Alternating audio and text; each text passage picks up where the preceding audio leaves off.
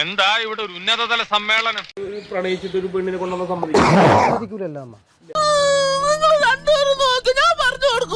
ഇനി ഒരു നിമിഷം ഞാൻ ഇവിടെ നിൽക്കില്ല.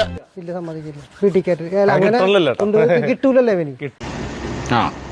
എങ്ങനെ ഇരിക്കണം കിട്ടൂലല്ലേ എനിക്ക്. അപ്പൻ എന്തായാലും കാര്യങ്ങളൊക്കെ വ്യക്തമായിട്ട് അറിയാവുന്നതാണ്. കിട്ടൂലല്ലേ എനിക്ക്. കിട്ടണല്ല, ഫെയിം വെച്ച് അങ്ങനെ കിട്ടുന്നില്ല. മാതാപിതാക്കൾ പൈസ ഉണ്ടെങ്കിൽ കൂടെ നിൽക്കും.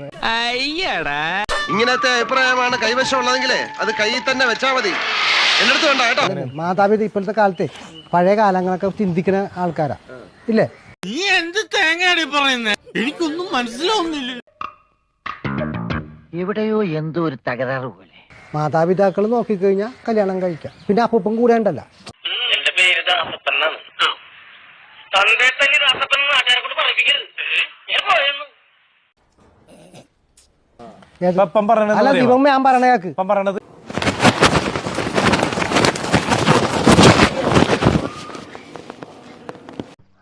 ഭയങ്കരം തന്നെ.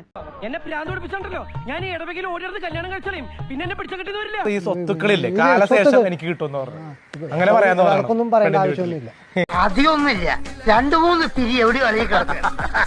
എന്നാ ഞങ്ങൾ അങ്ങ് ഇറങ്ങട്ടെ. ആയിക്കോട്ടെ, സന്തോഷായി.